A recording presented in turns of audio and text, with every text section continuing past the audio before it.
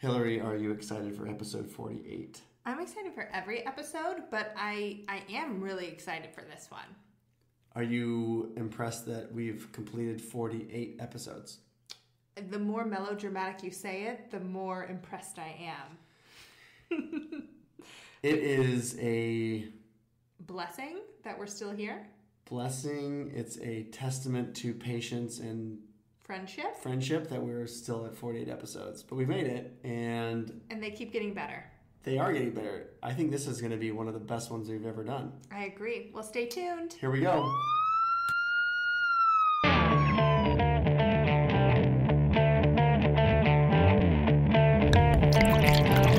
Hi, Chris. Hello, Hillary. Welcome to our St. Patrick's Day episode. Is that what we're doing? It's going to be a wonderful night full of luck and joy and rainbows and gold pots. That sounds like every night in your life, Hillary. I mean, it is, but tonight, it's extra shiny, extra gold, extra shiny, sparkly, extra sparkly, gold, extra Lucky Charmish. Yeah, of course. So we have a great guest tonight. Cool. Is he Irish? Where are you going with this? What? Is he Irish? Where are you going with this? No, it's March. Okay. I'm a ginger. I feel like I bring that token wherever I go. So it's my month to shine. Anyway, we have a very cool guest tonight. He's Director of Communications for Cliff Lede. He has done harvests in Australia. Mm-hmm. He has worked in Canada. And he's here now tonight at your dining room table. Awesome. He's also a trained sommelier. Mm-hmm. And he brought a surprise wine that is shrouded in I don't know, what do you call that? A sack? A classy sack. A classy wine satchel. Not like a Safeway brown bag sack, just to clarify. He's not like going to be on the podcast as he walks away from the house. So. I hope not. Well, welcome, Jason Lede. Yay! Yeah. Glad to be here, guys. Thanks for having me. It's a real pleasure to finally connect with you guys and be on the show.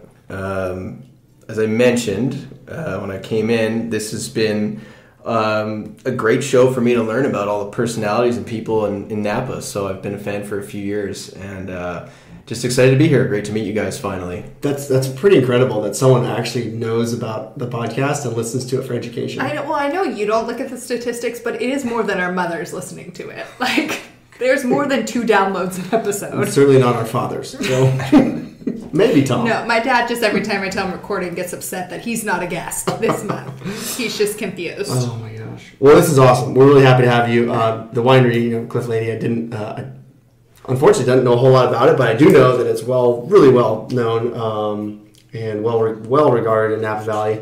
And as I was researching you guys, I saw 100 points on the 2019 Lisa Cody Brown. Sure. Dude, that's like massive. That's awesome. That's casual. Yeah. Well, can I say, like, my dad started with a really solid vision back in 2002 when he created the winery.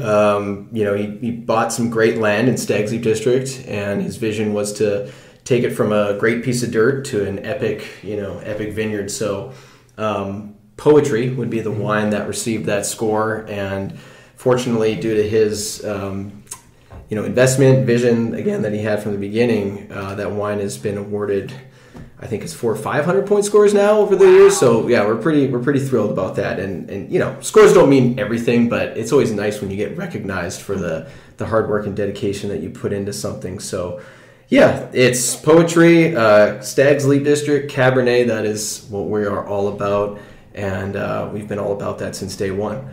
It's incredible. I usually don't start off the podcast jumping right into wine, but after I read this from Lisa Cody Brown is like the best write-up I think I've ever heard, and I think it deserves like a quick spot, right? So 2019 Cliff Lede Poetry, 100 points. This was actually, I guess, when she worked at Wine Advocate. So deep garnet, purple colored, sails out of the glass with energetic sense of fresh black currants, black cherries, black raspberries, hints of candied violets, dark chocolate, clove oil, fragrant earth. This medium to full-bodied palate is exquisitely fine-knitted with tons of graceful nuances intertwined with the many shades of black fruits accented by caps, so many minerals, finishing epically long and staggeringly gorgeous. Wow, Lisa Cody Brown. That is the amount of vocab words. It's quite nice. Pretty fantastic. Whoa. So, anyway, I would have to thesaurus like half of those. That was it. I just wanted to cover that. So congratulations. Well, thank you. Knocking it out of the park. So. It's a great vineyard, and if you guys ever want to come check it out, walk the vineyard. It's really special. So we're very, very proud of it, and very proud of the wine that we've been making from there.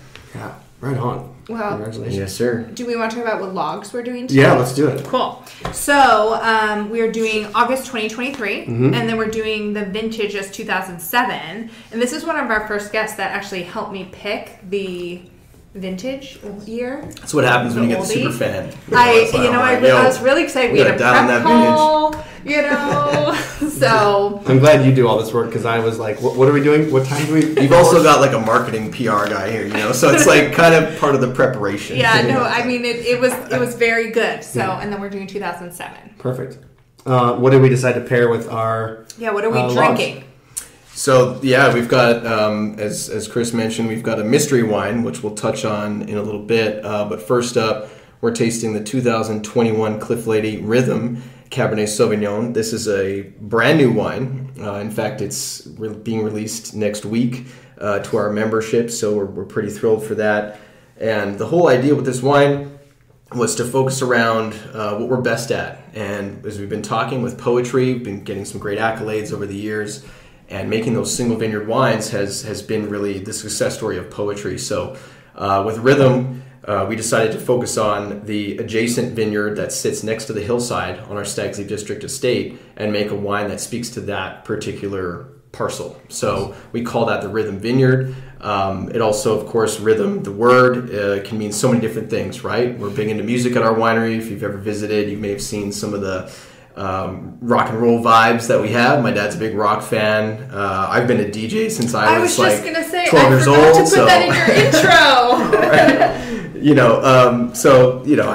I really love music, and so Rhythm kind of speaks to that, but it also kind of speaks to nature, right? It speaks to the way that vintage can go and harvest and grape growing, winemaking. There's a certain cadence that carries through all of that, and so the name is truly a tribute to that. And I'm proud to introduce this. I mean, this is a package that I worked on from beginning to end. Really proud of how it all turned out. And I think the wine is like spectacular. We've got some great scores on it. And so it's like literally next week we're going to be like, here it is. And then we'll see what people think. So that's what we're having. First. Yeah, see what happens when you listen to 911. You get the intro. Preview. Exactly. Well, it's beautiful. I mean, it's like the nose on that and the aromatics. I like the color of it. Fantastic. It's dark. You mentioned a lot about music. I think you have a log that really hits home on music. Oh, yeah. I had a log from 2007. So we're going to throw it way back. Big year for me. We can maybe talk about that later. But absolutely love 2007 for a lot of reasons. But this was August 3rd. There was a complaint of loud bongo drums at a residence in the 1600 block, Adams. I'm disappointed there's no follow-up. Like, showed up and there was a party, showed up and there was, what would you call a bongo drums orchestra? It's like a drum circle, right? Yeah, that's what I was hoping. There's maybe even like a seance or something going on. Seance. I mean, I just would have liked more of a visual. Like, what were they eating with the bongo ceremony? There had to be a barbecue. That's hard to eat as you're bongoing. You would kind of need like finger food, but the beer hat that just feeds it in. Yes, like maybe just an IV drip of TPA. I don't know. Fair enough. I mean, that's why you hire a bongo drum. What I'd like to know is if there's another bongo drum log somewhere. Like, was this the only one? Was this could be the rare bongo question. drum complaint. I don't know. I mean, it's up to our listeners to do that research and find out. Or the super fan. Yeah, I mean, if you find the free time. I have a funny one from Thursday, August 10th, and it could have been that bongo drums caused a squirrel at 9:30 in the morning to wedge himself into a space near Hunt Avenue. However, it extricated itself and went on its way. What kind of space do we think this was? A house, a gutter? I have no idea. A mailbox? He was just avoiding the bongo drums, apparently. I mean, squirrels are pretty tiny. Well, whatever it was, he figured it out. I feel like extricate is one of those words that they read in a dictionary that day, and they're like, I'm going to find a way to use this word. That's the first time I've heard that used. I have a report of a loose dog eluding capture near tennis court on Grayson Avenue. I mean, these are some big... Jesse is really...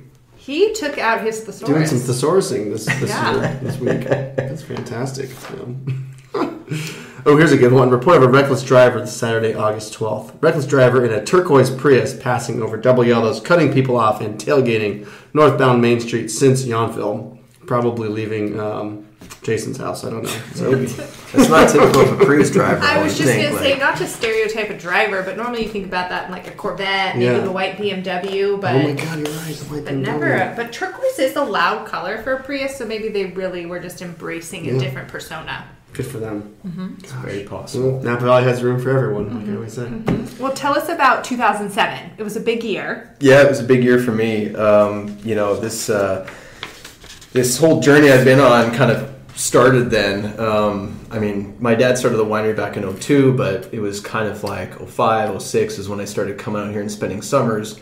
And for me, so I'm originally from Edmonton, Canada. I don't know if you guys knew that, but yeah, I'm from not the U.S. From family, a very cold part, everything. And so coming down to California in the summer was always like this cool thing to do. And so I came back in 2007, and I'll never forget. And it's funny, actually, we're doing the August logs because it would have been August when I got the letter from the school I had applied to, the business school I was trying to get into, and I didn't get in. Mm-hmm. So I went from like, okay, I'm going to go to Napa for a couple months, then go back to school in the fall.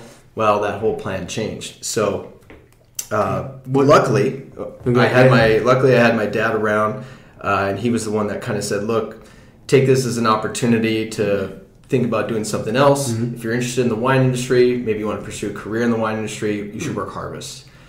And I thought about it, and I was like, well, what am I going to do? Go back and, go back to nothing? Like, there's nothing to really go back to. So I decided to work harvest that year, which we all remember was a great vintage in Napa Valley. And so that's what really, set me on this path of getting into wine and ending up living in Napa. It's where I fell in love with Napa Valley. So, nice. Yeah, it was a big year for me.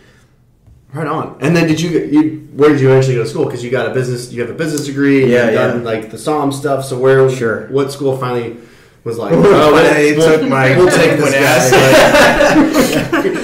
What school gave up? Like, let's just take it. So it was harvest, and then it was let's look at schools in the Bay Area. So I ended up going to the University of San Francisco. Nice. Luckily with them, they took an interview with me, and I think they saw the interest I had in pursuing work in the wine industry, and I think that really paid off in that process. But I went there, finished my degree there, and then that kept me close by the winery too, which was nice to live in the city and just be able to get out here every weekend. But then I actually ended up going back to Canada. So as a Canadian, you can't just stay and work as long as you'd like. I guess so. I always think of Canadians as just like, there can't be any. They just come and go. Like free trade with it doesn't work that way. So I had to go back to Canada, and I actually right before I went back, I went and did a harvest in Australia. So I did get my hands dirty one more time, and then realized maybe I should try the sales and marketing side just to see what that looks like. So I landed a job in wholesale sales in Alberta, back in the home province, and did that for a few years. Learned all about bringing wines into the country, selling wine. That's when I did my sommelier studies, and just learned about the world of wines. And so it was like anybody who learns about wine, it's just addictive. You just keep wanting more and more and more. And it got to a point where felt like I was ready to come back to the family winery. Nice. And I was told no. You need to, there's a few other things you need to do before you come down, and one of those things was an MBA. So decided to apply. And I'm proud to say that I got my MBA from the school that originally rejected me for my business degree. We're full circle. Exactly. I was just going to say, forget those guys. And then I was like, oh no, those guys picked you up. That's great. Yeah, I think an MBA is even more prestigious. So it's kind of like... Way better, yeah. It was a way to redeem my that was in Edmonton. What school is that? That is the University of Alberta. Right on. Yeah, so great school, and no bad blood with them at all. But it was like I say, it was a way to redeem my younger self. So I did the MBA, and then at that point, I kind of had the stacked resume. I said, "Okay, Dad, I want to join the winery." And luckily, at that time, there was an open sales position, so I did wholesale sales for about 3-4 years when I first joined. It was great. Got to travel a lot, meet a lot of great people, eat a lot of great food around this country, and growing up in Canada. Especially like during the 90s, it's like you just felt like that was the land of opportunity. You wanted to come down and see it. So it was really a cool experience to be able to see all these awesome places throughout the South and the Midwest and Northeast, just everywhere. It's awesome country. Nice. Cool. And I mean, Canada does grape growing too, right? They have. That's right. Does Alberta have? Or is it more in like BC? I say this in like when I do wine dinners and stuff. I'm like, I don't think there's any grapevines in Alberta. So someone will have to fact check that. But there is wine growing and winemaking in Canada, mostly in British Columbia, and then out east in Ontario. And like the wines, there's still, that industry is still kind of learning what works best in certain places. And there are some exceptional wines that come out of that area, but it's a really tough place to make wine, especially these days. I bet. Yeah, just weather and cold and everything. Yeah, like they just had a massive cold snap that's put the vines into like serious peril. So now you realize not a positive story. Super lucky we are to have like pretty 8 out of 10 pretty good harvests, right? Yeah. Well, and I mean to like touch on the root of that question, I suppose is why weren't you pursuing winemaking in Canada? And it's, my dad was a collector of Bordeaux. He loved collecting the wines of the left bank and a little bit of the right bank as well, but his dream was to own vineyard and grow grapes, make wine, and live that lifestyle. And Bordeaux just seemed like impossible. It was so far away, just different culturally. We're not from the French-speaking side of Canada, so like that wasn't working for us. So he knew that was going to just be a dream up until he came to Napa. This would have been in the late 90s, early 2000s. He started doing trips out here, and he was like, you know what, why can't I pursue that here? If I want to make some of the best wines in the world outside of Bordeaux, Cabernet, Napa Valley, 100%. So, he was able to come down here, and I think it worked out really well because he's been able to do it his way. And how did he find that spot? I mean, that even for him to find that in like the late 90s or early 2000s, that was a pretty sweet spot to get. Like, how did that go down? Yeah. So, he was looking for some of the best land he could find. So there were several appellations that, are known for making really exceptional Cabernet. Stag's Leap, certainly big reputation with the Paris tasting of 76, wines winning that tasting. And so that was, number one on his list. And there was a family that owned a vineyard there and a winery there, a small family winery called S. Anderson. And more well known for sparkling wines, surprisingly, but made some great still wines as well. And it was just a situation where through the generations, the up and coming generation wasn't as interested in taking the family business on, so they looked at it as an opportunity to sell, and so it was an opportune time for him. I don't think that we could do that now if we were pursuing it. It's insane. So that was a good time to get in because I think that was right before all the stuff really got crazy expensive. Crazy you had I think some .com tech money coming in the 90s, but then the bubble burst. Yep, and that was a good time. That, right? Exactly. And then everything built really big from like 2000 on, and you had all these really cult wines come out in that time period when you guys were starting. Yeah. Was there any winery? There was a winery there. It had a permit and everything. So you came in and made your own. Yeah, I mean, so his dream or his vision, right, was to come in and kind of take it from this like small, respectable mom and pop shop and then like take it into one of Napa's, players. And he knew it was going to require a lot of investment and a lot of talent. So he's worked with guys like David Abreu and with Charolon to kind of help, launch the wines and the brand, replant the vineyards. And that kind of really gave us our foundation. And then we just keep building off that every year. Now we've got our own in-house team in the vineyard and the cellar. And I think we're making the best wines we ever made. But a lot of that goes back to the early, 2003, 4, 5, the replanting, the vision that they kind of set in place back in those days. So it doesn't happen overnight. Yeah. Wow. Cool. Well, I think he was successful. Like you kind of said in the beginning, this is such a reputable name. So. Yeah, no, totally. Well done. Yeah. What's your dad's name? Cliff. His name's Cliff. There you go. I guess I should have figured that out. All right. Yeah. Good job, Chris, for doing your research. Exactly. Yeah. Yes. Well, I have some wildlife. Well, of course you do, Hillary. Report of a coyote in distress in the Riesling Madrona area. The caller was referred to Napa Wildlife. How do they know it was in distress? Because coyotes trying to eat cats sound like they're in distress, but they're just trying to coax them. I don't know. Tell me you grew up in Napa. I'm telling you grew up in Napa. Do you want this one, or should I take that one? You got that. You go for it. No, I take it. Okay. I'm good. I'm going to do it. This is a great one. August 8th, 1301. That's 1 o'clock in the afternoon. Report of 2 rattlesnakes curled up together in a large contained wine vault near Main Street. Sweet and terrifying at the same time. This is like a serious question, which you may know the answer to or may have no idea. But do they actually like cuddle together because they're cold-blooded? Is that a normal like? If they're both cold-blooded, no one's providing warmth. So that's a great question. That's maybe true. it was the wine that was providing a little. I think they got into the wine. Did you know they hide under rocks and things like that? That's true. It could be. So that's what I didn't could have know. a point. Was this like a cuddle situation of survival? I think they're just out to party. You know, like people in Everest that get stuck up there and like cuddle together? No, they're partying. They're in a wine vault. They drank it all, and now they're just having a time. Oh. Okay. I like that story better. I got another critter one here. This is back to 07, August 30th. Employee, 1300 block Main Street, reports sick or injured bat in the front doorway outside the business. Contacted employee, bat no longer there. Sweet. What happened to the bat? That's what COVID. Oh, dude, let's not even go there. Started in 07. Now we're into conspiracy stuff. Like, let's be careful here. It made its way on a shipping container over to the other side of the world. This was the COVID bat. It's an old bat. That's a different podcast. All kinds of Friday, October 11th, 9:18 in the morning, a raccoon got trapped in a humane trap outside an Allison Avenue home. So let's hope he got relocated. I wonder why that made the police log.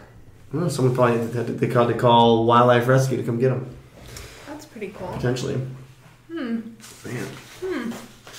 So what happens when you're not doing wine and marketing and communication? DJing happens. DJing happens. So let's hear a little bit about absolutely. Do you have a? Because you made your debut at Bottle Rock, right? Or put yourself on the map at Bottle Rock. I guess, now that I'm such a big star. Love it. Is there a nom de guerre that goes along with this? No, this was my biggest challenge. It's like, over the years, of course, you've had several DJ names. Yeah. But then when I came out here, I was like, well, there's a Cliff Lede Vineyards, so there's some brand recognition there, and I'm like, well, I don't want to be like DJ Lady, but why not just use my name? Like, I'm like, Calvin Harris just uses his name. Yeah. Why can't I just be Jason Lede, right? And so I just did that, and I was like, you know what, I don't want to divide the audiences, and that way if someone sees it, at Bottle Rock, they know it's me, and they'll come through. Drink some wine. Yeah, exactly. So definitely vertically integrated, mutually supportive. The other thing is I'm really bad at deciding on names for anything. So even like the name of like Rhythm, the bottle, we're enjoying right now, my son's name, these are things I like toil over. So coming up with a child. Well, sure. Well, not everybody does. Sometimes they just throw random words together. Apple. Like, that's the name. Or exactly. They're inspired by something they see, and that's totally cool. Hey, nothing wrong with that. But I think like picking my DJ name would be like the hardest thing. Yeah. Like I feel like I don't know. So that's not really that important. What is important is Napa Valley was the thing that really pushed me to pursue my hobby beyond just being a hobby, because back in my teenage years I DJ little house parties and stuff just for fun, but when I came out here, I had all the equipment, turntables and speakers and everything, and there was this demand for DJs for parties and events and things, and I think it was one of our parties actually where our hospitality director was like, oh, and we'll get a DJ, blah, blah, blah. And I'm like, well, why don't we just buy speakers and I'll do it. DJ. Like, that would be might be kind of cool, because it was a party for trade. And so that was like the first thing I did. And then we ended up doing a few things at Cadet. And then, I started meeting people. One of your former guests on the show, Josh Phelps, good buddy of mine. Nice. He gave me a good gig with the concert he did with Warren G. So I got to wait. There was a concert with Warren G and Josh Phelps. How did we not hear about that? Yeah. Josh headline. He's saying. Figures. Well, Josh, it was like his brand. Let's be fair. Like the Grounded and Warren G. Although I'll give you like for sure that guy could do Ain't No Fun front to back. word for word. He knows the lyrics. He could have been up there on stage with Warren, 100%. I would pay to see that. So props, shout out to Josh, but he gave me that gig to warm the crowd up for that. Awesome. I mean, I've met people through the wine industry who do like the Healdsburg Wine and Food Festival, and they're like, we need a DJ for the Magnum party. I'm like, hey dude, like we're friends, let's go.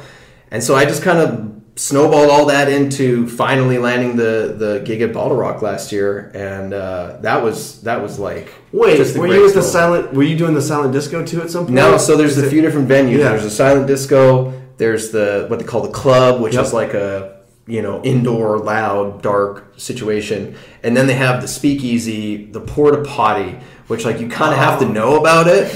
And for real, like for our viewers or our listeners, that's actually a really good thing. It's just a hidden. It's not a porta potty. Well, let me lay it. I'll lay it out. So they actually call it the porta party.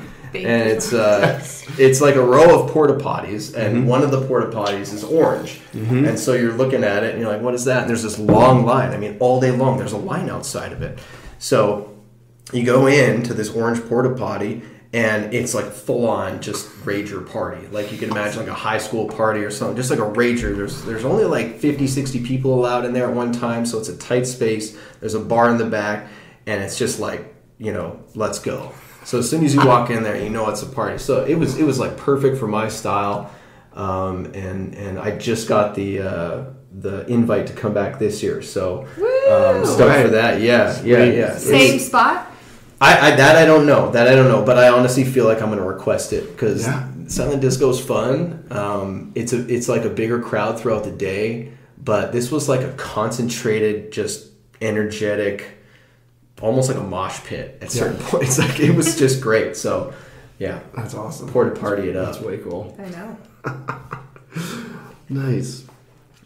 So I want to hear about your travels around like the world now. So what do you see? What did you learn the most by like doing a harvest in Australia, and whether their wine regions like kind of inspire you, or outside of Napa? Big question. I was gonna say that's huge. It's like 5 questions in one. You can go anywhere you want with that. Going to Australia was where I kind of learned that making wine necessarily wasn't my passion. And it's not to say that I didn't enjoy the experience or didn't learn a lot or anything like that. It's just where I kind of hit that point where I was like, I want to try something else. But what I will say is, I was over there for a reason, and the place I chose was to learn about how they make wine differently than we make wine, than most wineries, I should say, here in Napa Valley make wine, and still achieve critical success and market success. And so I learned a lot more about marketing wine, and that was why I chose the place I ended up at. And gosh, at the end of the day, it was just like the greatest time hanging out with all of that crew and just noticing how similar Australians and Canadians' sense of humor is. Like, it's just, we all kind of like take shots at one another all day long, and it was just a super fun experience. It was kind of like wild at the same time. Like, things were happening in the winery that shouldn't be happening in the winery. Like, presses were blowing up, and tanks were exploding, and like there was just all kinds of stuff happening. It was wild. So nice. I had a great experience. I wouldn't trade it in for anything. Where were you? What winery were you at? So I was at Molly Duker Wines. Oh yeah, this is so the wine. Cool. This is the Molly Duker shake. Yeah, you tell people to shake your wine up. It's brilliant. I think to be able to come up with something with wine that's innovative and fun, and like not everybody sits here with their fancy stemware and drinks $300 bottles of wine every night, right? Yeah. Like sometimes you just want to have something fun, and make it fun for people, and so. That's what, this is back in 2010. That's what really appealed to me about seeing them and getting to know them. And I wouldn't trade it for anything. I had a great time. But outside of Australia, I've been to Burgundy. I've been all through Italy. Finally went to Bordeaux the last time I was in Europe. And I guess what I realized, if you really want me to like hone in on one thing, it's how special Napa Valley is. Cool. I know that sounds super corny. No, it's but true. We've got like the vistas, we've got the diversity in styles of wine, and I know everybody thinks, oh, it's Napa Cab, and I'm proud of that. There's nothing wrong with being Napa Cab. We make excellent Cabernet, and we should be proud of that. But there are other great wines here too. Not only that, but we've got excellent hospitality, experiences, hotels, restaurants. Like, it is the greatest wine region on the planet. And I firmly believe that. And I wouldn't know that if I had I not traveled to places all over the world. So proud to live here, and I'm proud to be making wine here, and hope to do that for generations. Yeah. Nice. Dude, well said. Awesome. That was inspiring. It was very inspiring. That's great. Glass of wine now. I'll tell you, the philosophical, juice. I mean, don't you kind of feel that every time you travel? Like, it's for sure. It's nice to like I don't know. I feel like it's so cheesy, but passing that touristy sign, I definitely kind of every time there's like 20,000 more tourists there, and they're like trying to pull over across the highway, going 5 miles an hour. But like, it is just a sense of like, it's nice. It's magical. Yeah, it is. Yeah, I would agree. Marketing wise. Sorry, another big question. Sure. What do you see, if you've been to all these places, what do you see the differences in marketing between the way Australia does it, the way Bordeaux does it, the way we do it? For you, as a professional in that, what do you think is one of the major differences, or is it that's just done differently in those regions? Becoming like a serious interview now. I like it though. I like it. It's good. He's prepared. He's applying for his next degree at the School of Chris. I'm going for the PhD now. Well, this is the Hunt Avenue. I don't know. Accredited site. School for wayward boys. I guess Bordeaux is iconic, and it's. Think of it this way: you walk through a cellar of Bordeaux wines, or a store that has a lot of Bordeaux wines, and the labels are iconic, they're classic, they don't change a lot, and they've really entrenched themselves as like an icon in that regard. And I feel like that there's nothing necessarily wrong with that. The challenge is marketing that to the next generation. How do you teach them that it's important to respect that, to enjoy that, to understand that cellaring a wine is important? I kind of feel like that's one of the sad thing that's lost on the next generation. Going back to our story, my dad bought Bordeaux. He loved Bordeaux. He bought it at a time when it was affordable. Back in Alberta, there just wasn't a lot of people buying wine, so that it was what it was. And you'd buy things and approach it with a mentality that he wouldn't drink it for 20, 30 years. And a lot of those bottles he still got, and we enjoy them together. And that is unfortunately one of the things that I feel is maybe lost. And so it's more of a communication thing. A lot of the classic Bordeaux wineries have second, third, fourth tiers of wines. They're all really exceptional. And it's I want to say that quietly. Yeah. So I don't want people to buy Napa Valley, but it's there's really great wines throughout a lot of those, second, third, fourth, tier labels. And it's just figuring that out. That's going to be their challenge, right? Napa, on the other hand, I feel we kind of have always been able to do what we want to do. And so coming out with new products and new packages and getting innovative with things and coming up with fun ways to present wine, I think is not outside the norm here, right? There's wines that approach things more traditionally, and there's wineries that don't. The wine we're drinking right now, Rhythm, is kind of this is not an inexpensive wine, but this is a wine that's meant to appeal to someone younger who wants that affordable luxury, right? They want a package that looks really nice. They want a wine that when they pour it in the glass, it just delivers all those things they're looking for in a Cabernet, but they don't necessarily have to wait, 10, 15, 20 years. Whereas if you're stepping up to poetry, you can enjoy it young. I would open it 2 or 3 days before, but it's a wine that in time is just going to give you so much more. So I think here in Napa, we have the ability to kind of shift and pivot a lot quicker than some of the more traditional wineries. But it's a tricky balance to find, right? Australia, I can't even get into that. They have different challenges that they're facing with market forces, and it's sad really, because I feel like I've always loved Australian wine, and I just don't see it out here because they really put all their chips in one basket. And it wasn't the fault of the small producers, right? It was the big producers that really drove the market and pushed it to the place it's in. And I would love to see more Australian wine in the U.S. because I feel like there's a lot of good wine being made out there, and it just doesn't get talked about. Again, everybody should be buying Napa, but when you've got, when you went out and spent $100 on Napa, then you save your, $20 for your Australian. I don't know. Exactly. Get some Molly Duker, try some Penfolds. Yeah. Nice. Right on. Also well said. Cool. All right, Hillary, off to a back to a. Yeah, I have a good one, which Jason also had.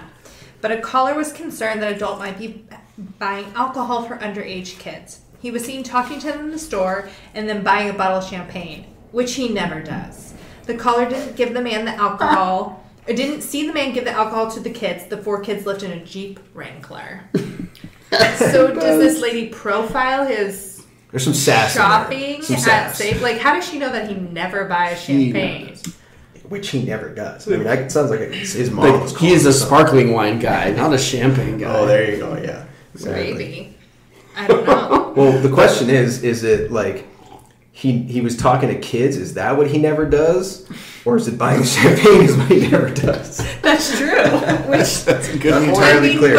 Both a little questionable. Oh, sure. My God. Maybe he doesn't drink. No, this is ridiculous. This is a... Maybe he does not drink. He was buying this bottle as a gift, so he was consulting the people in the alcohol aisle who happened to be 4 children. I'll tell you what's happening. This lady frequents next door and likes to complain about everything. She's the one telling the police department that the squirrel is stuck in a gutter. All right? It's just mind your own business. Buy what you need to buy at Sunshine and then go home. Speaking of next door, I sent you that text earlier this week, and I want to pull it up because I thought it was a silly. Okay, let's do it. Hold on, let me. While you're doing that, find something. Squirrel. No, I don't know. I might be out. Let's see. I probably got a couple here. Oh, this is a good one. While you're finding that, yes. Saturday, August 12th, 5:00 p.m. Police were told to be on the lookout for a possible drunk driver on the southbound Highway 29 who'd run a red light and almost run over an off-duty police officer in Calistoga. So if you're drinking and driving, don't try to hit an off-duty cop. Well, I forgot my phone's not working, so I can't download anything. But it said something like, next door is the Reddit for baby boomers. It 100% is. 100%. Oh, yeah. Right? God, next door is... And someone posted this on Nextdoor. Yeah. Nextdoor is an echo chamber of just awful. There are some good things on there. Sometimes. I think I sold like an old Apple Watch there once. So. See? Every now and then there's good information. Sometimes. I think you're a little bitter right now, Chris. I don't know if someone complained about your leaf blower or what happened, but... Dude, I have an electric leaf blower. I'm fully bought on. Like, too high powered. Too much whistle. Oh, my God. Yeah. Which I'm pretty sure was a log in here, or at least in 2007. 100%. It was, but... Oh, goodness. I do have the traffic light at Main Mitchell was out due to construction work. An officer advised the person in charge of the work to put up portable stop signs. That work is still going strong. I don't know what's going on north of town, but it continues, and it's very loud every night. So can you hear it from here? A little bit, yeah. Listen to me complaining. I should get on next door and make an entry about it. I did see a live complaint. This lady was like going, not physical altercation, but verbally after this construction worker as he was trying to put out his cones. Jeez. Oh. And like very upset. Give him a break, right? Give him a break. But I felt bad because I'm sure she's up all night. So I did feel bad for her, but then I felt bad for the construction worker because he was like, I have no control over this. But anyway. Thankfully, Jason, you live in Yountville, which is a much more, paradise. More civilized. Absolute civilized town with, just a great place. And you've heard... let's be honest. There's just not a lot of like full-time residents, so it doesn't go down as often. You know what I mean? They don't even have an elementary school anymore. It's kind of sad. Right? That's too bad. But... would you rather have an elementary school or Ponch's back in town? Well, man, come on now. Because that's the Ponch's latest. Is coming. I mean, like Ponch's, right. You want to talk about 2007. You want to go back then. I turned 21 in 2007. Oh, that's my age, So I remember back in 2007, where the hell were you going to go to hang out in Napa Valley? Ponch's. Ponch's. Ponch's, Anna's, right? They were around. You had like Downtown Joe's. We're bringing back my... I'm telling you. It is my dream to do a Napa Valley dive bar crawl. Susie's, Anna's, Poncha's, well, Green Doors. Green Doors. Yeah. Green Doors is open? Yeah. You were thinking Henry's. Henry's used to be a great spot. But when you're 21 years old and you want to go out and meet people, Poncha's. there was nowhere to go. There was nowhere to go. There was no cadet. Yeah. There was nothing cool. It's true. And downtown Napa was still in its infancy. It was totally different world. I remember just being like, why exactly did I come out here and spend the summer? Well, I think we should cheers to Ren Harris and Marilyn Harris for buying Ponchas and keeping it as Ponchas. So that's a Ren and what about the sofa though? Is that if they would just fix the chairs maybe in they there? just need to put like a little what's that material that's water repellent? Gore-Tex? No, hydro like a tarp. phobic. I think we just need to put a tarp over that sofa. We're gonna get you. Don't even put furniture in there. Doesn't even matter. Trying to get you Jesse's Thesaurus. English is hard. You know. Oh my gosh. On English, speaking of poetry. Ooh, that was good. So, the Poetry Inn. Run us through the Poetry Inn. What's the? So you've got the winery right on Yountville Crossroad. You've got the Poetry Inn, which is up the road and more. So if you're on the Yountville Crossroad and you're heading east, you would pass the winery, and then as you get to the Silverado Trail, you hit the intersection. Take a right, then an immediate left, and you're heading up the hill towards the Poetry Inn. So it sits there on the Vaca Mountain Range. It's 5 rooms, 5 suites, really 5 stars. It's as nice as it gets for Napa Valley. Every room's got wood burning fireplace, outdoor balconies, overlooking the valley, panoramic views.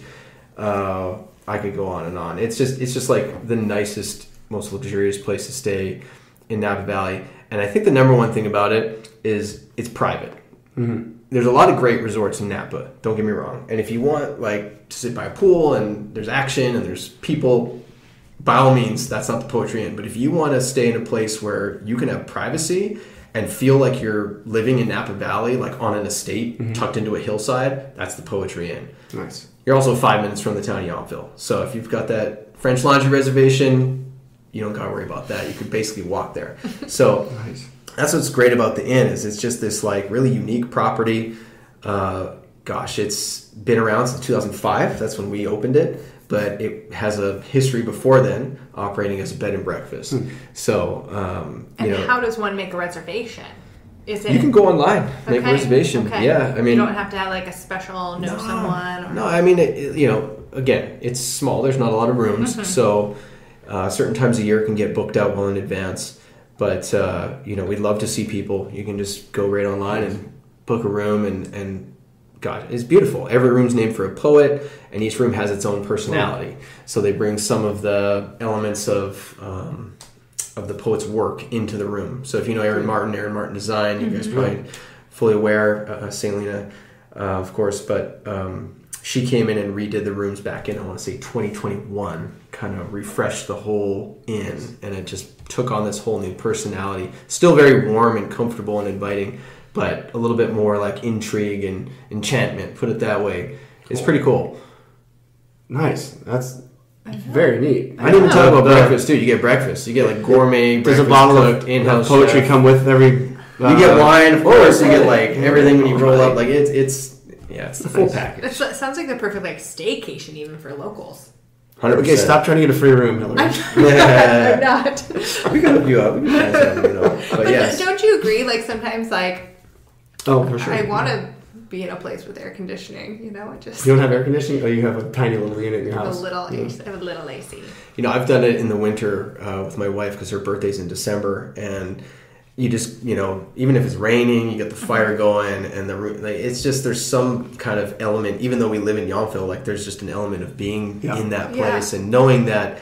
Really anything you want, they'll make it happen. This was years ago, but if you guys remember Redwood Restaurant, again, I was this is my wife's favorite food, so they went and picked up Redwood for us and brought it up into the room and set up a nice table for us. That's the thing is that the innkeepers will go the extra mile to make sure that whatever it is. There's an old story about someone coming in from Europe and they needed to watch this specific soccer game. Like they had to watch it at this certain time. And I mean, this is before like there was any satellite TV or anything up there. And somehow they like strung cables and bolted a satellite on the end of the balcony and like figured out how to get this guy the game within like a couple days. Like they just made it happen for this guy. So it's that kind of spot. They'll get you in obviously to the greatest restaurants, greatest wineries. Like the concierge is full service. It's special. That's awesome. How many people do you have working up there full time? Like 4 or 5. Wow. Yeah. Right on. Yeah. That sounds like such a fun job. And booked out most of the time. It's probably hard to get in. You know, it's seasonal, just like everything in Napa. Yep. So there's times of year where it's quieter, which, you know, I always tell people, like, come to Napa in November, like right after Thanksgiving, because it's so beautiful. As you guys know, the vines change color and the weather's still, like, really nice. And at least for a guy from Canada, right? It's, like, still, like, pretty warm. So I always tell people come then or, like, early spring. So, yeah. Nice. Right on, man. I dig it. I think the concierge job would be so fun. You'd be good at it. I would because you have all the connections to like. But even just like planning an itinerary, like, and maybe if medicine doesn't work out, that is my. There you go. And you can be like on call the aspirin lady too. Like, you have chest pain? Yeah, here's some aspirin. Call me. You need a reservation? Call me. You would get so many job offers. So people would be so happy to have fantastic for like wine and medical care and parties. Work together. Yeah. This number one. Hold on, but before we get into the hidden mystery wine, this man, that rhythm like opens up beautifully after a little bit of time. 21, great vintage. I mean, this was a vintage that for us, I think we really focused on refining our craft a little more. The wines are just slightly pulled back a little bit in terms of ripeness, and I think that's a direction that a lot of wineries have gone here in Napa. But as we've learned about our vineyard and get to know our property better, it's kind of our focus now is how do we just make our wines better? And it's hard to get better than 100 points, but that's not, necessarily what we're always going for. It's like, what do we creatively want to do with our wines? How do we make them more long-lived and refine our craft further? So 21 shows that, and I think this wine is a perfect example of that's stellar, man. And that's going to age really well too, because the tannins in there, it's got really strong bones that are going to hold up for a while. So. Well done. Who's your winemaker? Thank you. Christopher Tynan. He's been our winemaker since 2012. Right on. Formerly at Colgan, self-taught. Cool. Former, back in the day, got into wine through being in the restaurant business. Just a great story. And the thing I think I love the most about Chris, not only is great personality and good sense of humor, he's like a California wine scholar. Like he knows about the great older vintages and like who made them and where these like hidden little pockets of excellent wines were in like the 80s and the 70s and the 60s.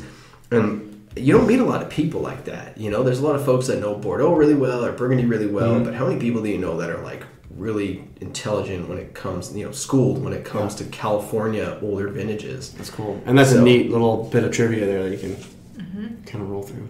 Yeah. All right. This should be the apogee, the big point of our. That was another great word. Wow, I'm just so impressed. The high point of the night is tasting this hidden wine. Can you give us any hints? Or is this no hints? No hints at all. I think we'll be able to guess if it's red or if it's white once it's in your glass. We'll get that hint. Yeah, let's go. Here we go. And I haven't even nosed it, tasted. So all right. You'll have to tell me if it. Oh, there we go. You're good. You're good. Over here. Oh my! Look at that. Like I don't even know how that happened. That is gonna make a great photo. Like I just ruined the entire kitchen here. Sorry. It's nothing. I don't even know. Like, is there a hole in the bottom of the bottle? I've made more of a mess. Am I allowed to swear on this podcast? Yes. Like, what the fuck is going on? I don't think we have many youth listeners. I hope the wine is not any good because, I just spilled half the bottle all over their table for the people who can't see this debacle. Good Lord. I mean, I haven't even had that much. It's been a little bit since I've broken stemware, so I think we're doing pretty good. That's good. Wait, we need a photo of that. That's good. Okay. We can wash this. Here we go. I'm pumped for this. All right, let's all give it a shot here. So it's red. All right, Hillary.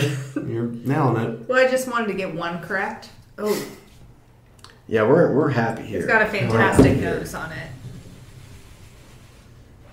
Good nose, good legs, everything else in between. Looks like it's working out. Man, all right. Let's see here.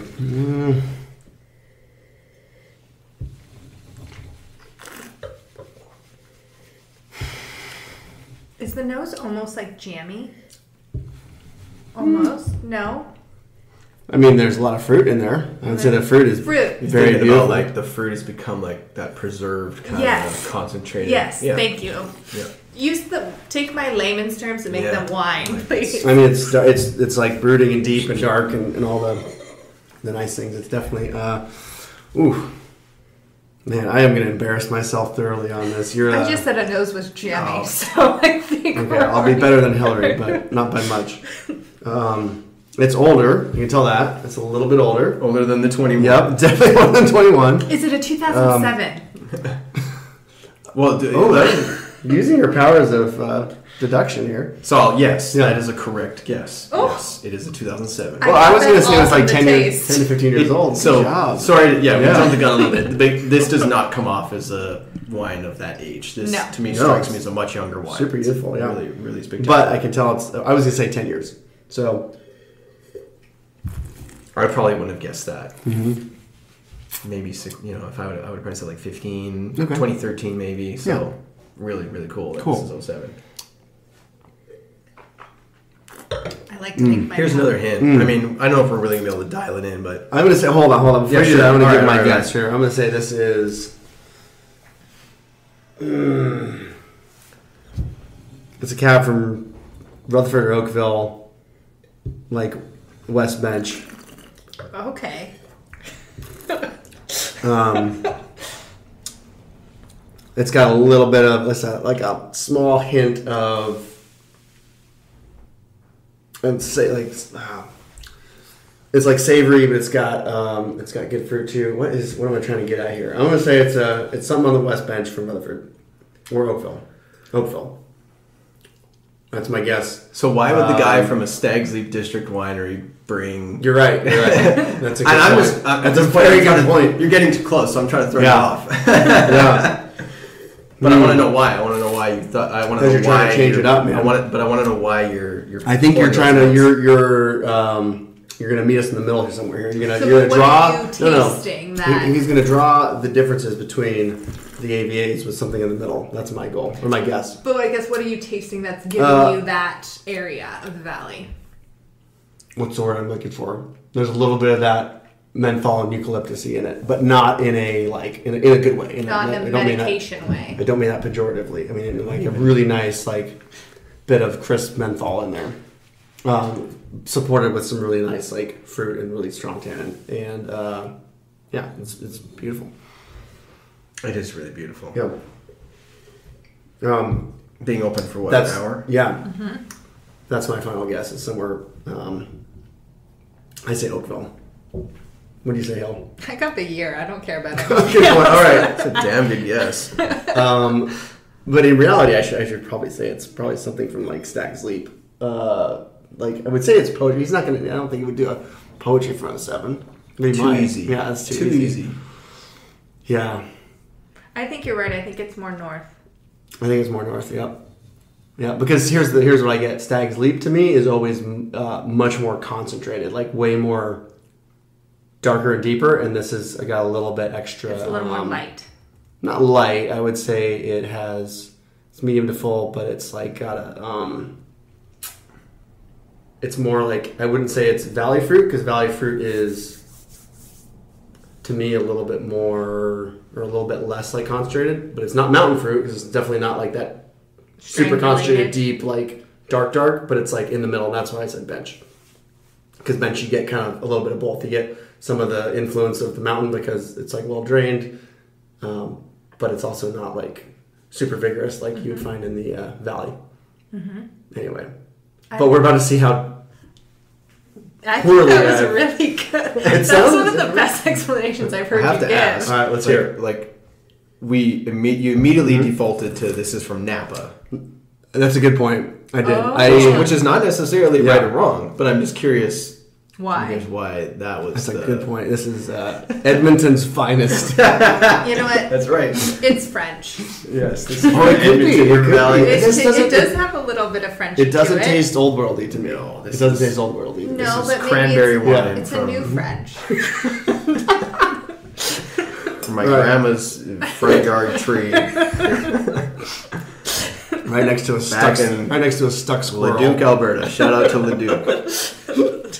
Oh my god.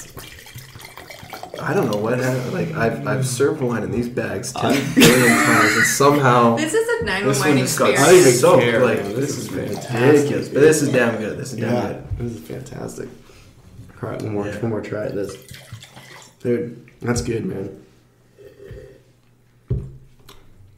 I mean, yeah, it's clearly Napa, right? I mean, you guys know. It's not. Don't second guess. It's not New I just French? asked No, I mean, I would. It's like never second You know, guess. okay, here's what this reminds me instinct. of. We're probably getting too deep into this right now, but do you remember that one Thomas Rivers Brown brought? It was Martha's Vineyard, but it's an old one. Mm-hmm. That's what this reminds me of. It's really nice. Yes, totally. Yeah. So, anyway. All right, you want a big reveal. You want the reveal? Okay, so let me tell you about this. Let me tell you about this wine. It's got a bit of backstory. Cool. So I was talking a little bit earlier about collecting wine, and it's unfortunately people don't really do it anymore, right?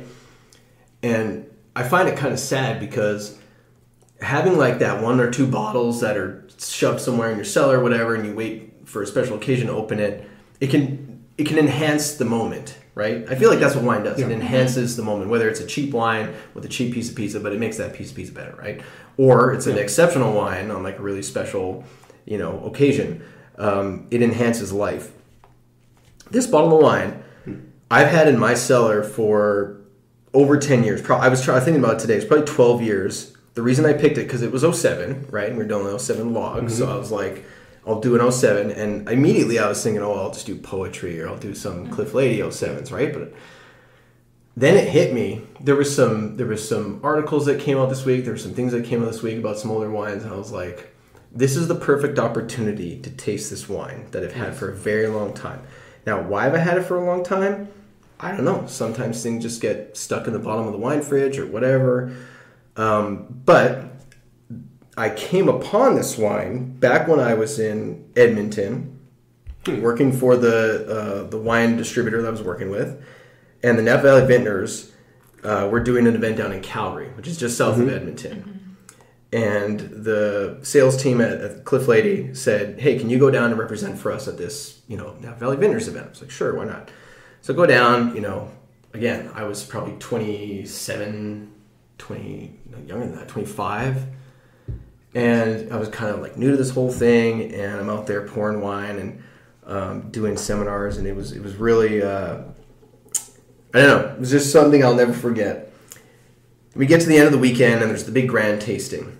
And I'm standing behind my table, I'm opening my wine, and there's an empty table next to me, but there's a bunch of wine under the table.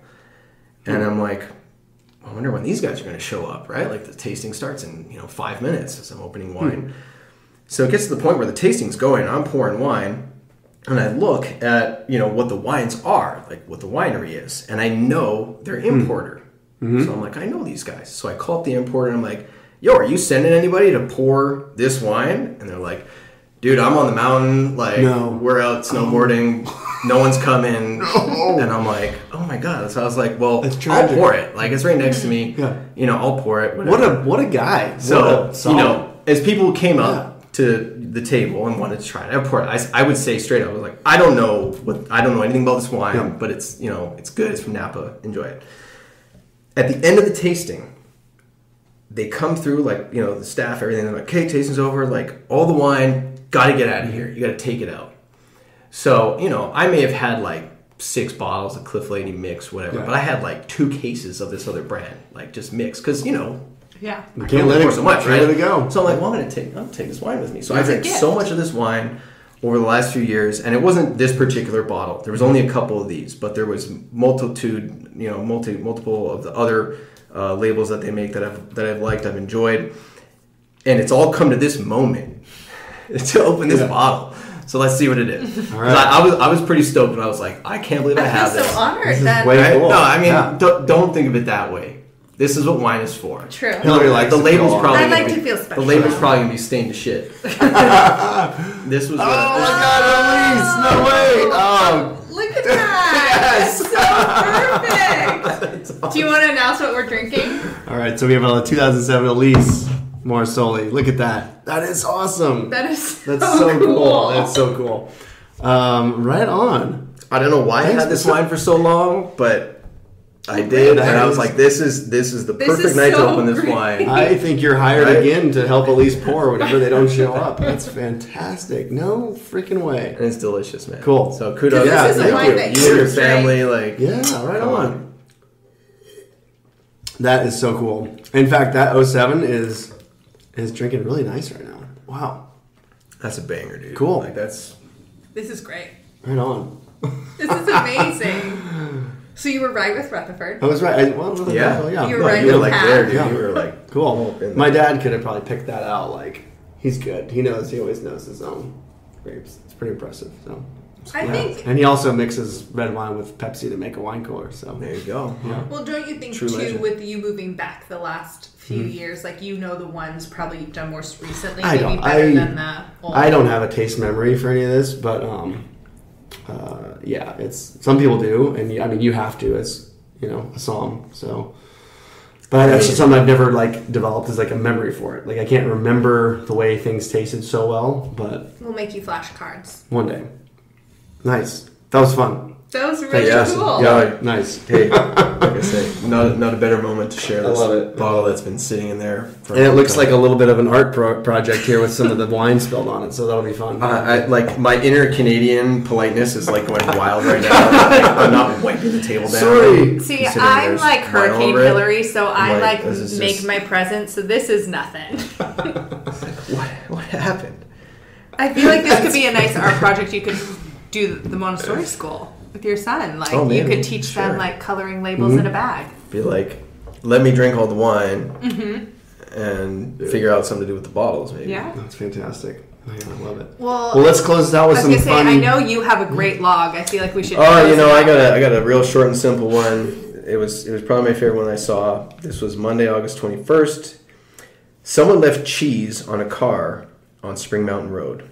That's it. Someone left cheese. That's it. No, what kind of cheese it was, or how they responded, or whether the cheese had like baked into the windshield. It was just someone left cheese. I just really, I mean, some things we get Once a lot of I did descriptors. wake up and there was a slice of American cheese on my windshield window. I feel like that's like a prank or something. Yeah, I mean, I live right in town. I'm sure it was. This, I imagine it was like someone was like put a big brie out there. They were probably in like a limo and they were having charcuterie and they just like threw, exactly, like a hunk of brie out the window and just went smack. It was a warm August. Maybe they could have melted it down, put a little phyllo dough on it, a little apricot preserve, a little baked brie. It's just like so simple. That's it. Just someone left cheese. I feel sorry for them. Maybe that might have been damn good cheese, like Mount Tam cheese. Oh my god, you ever have that? Cowgirl Creamery? Come on, you never know. There's so many unanswered questions in our podcast. I feel that we really let people hang. We could have a whole podcast of the unanswered questions. This is why it's true crime. Unsolved mysteries with Hillary. Well, let's hear about where we could find, Cliff Lede Wines, Lady Wines. No, you had it. Cliff Lede. You got it. Yeah. Cliff Lede Vineyards. Cliff Lede Vineyards. Cliff Lede Vineyards. Yes. Where can we find them? How do we, sign people up for tastings? How do we support you all? Because this is damn good wine. Sure. So cliffledevineyards.com, our website's got everything you need to learn about our wines, learn about clubs, learn about visiting. That's probably the best thing you could do is come down to the winery and do a tasting. The experience is one of Napa's more unique tastings in that my dad's love for classic rock comes out.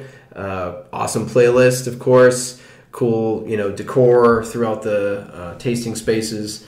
We even have an amazing little back area called Backstage where we feature artwork that ties into the rock and roll world. So we've got like John Lennon's artwork in there, things that he sketched. Cool. Bernie Taupin, that's... We gotta get out more. This is fantastic. John Songwriter. There's some cool stuff in there. Some signed guitars. And, it's just like, it makes for a fun, relaxed tasting, which I think is what we're all about.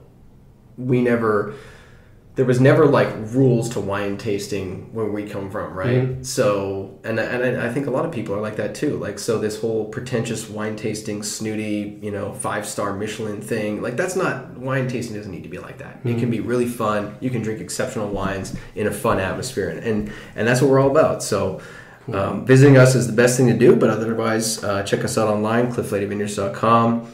Follow us on all the social channels. We appreciate the support, of course. And if you're thinking to come to Bottle Rock, come see me in the Porta Potty. Man, what a deal! Awesome, Jason. Thanks, man. This was a blast. This was a great episode, and you have zero work to do. Yes, you're correct. Well, I'm gonna have to wipe this table down. I know I got that job right now. Like, that's just driving me nuts. I love it. Cool. Cheers everybody. All right, cheers. Okay, I think I speak for both of us in saying that was one of the most fun podcasts I've done, and I'm usually the negative Nancy, but that was pretty freaking great. It was incredible wine, good crime, good stories. I feel inspired, and we did a blind tasting. And I have to say, there was no BS in that blind tasting. I had zero idea. And you whatsoever. thrived. I did pretty well. I was pretty happy. You thrived. So anyway, thanks to Jason, man. What a guy. And if you want to find us on social media, it's 91 Wine Podcast, all the words spelt out. Don't just put in the numbers. We won't pop up. We don't have Twitter or the TikTok. And just remember, Hillary does all of this crap. I do nothing. I show up. I'm the pretty face. This podcast has low production quality, but it's highly authentic. Cheers!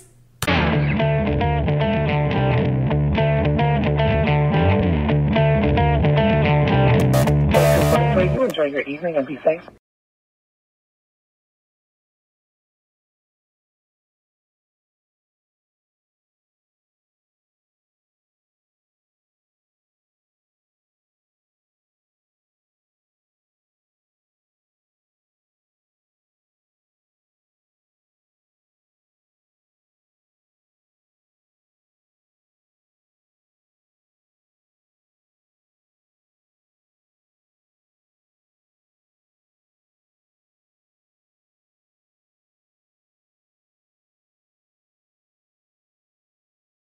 I gotta get out more. Been in this town for too long. Hillary. Oh, now you're recording.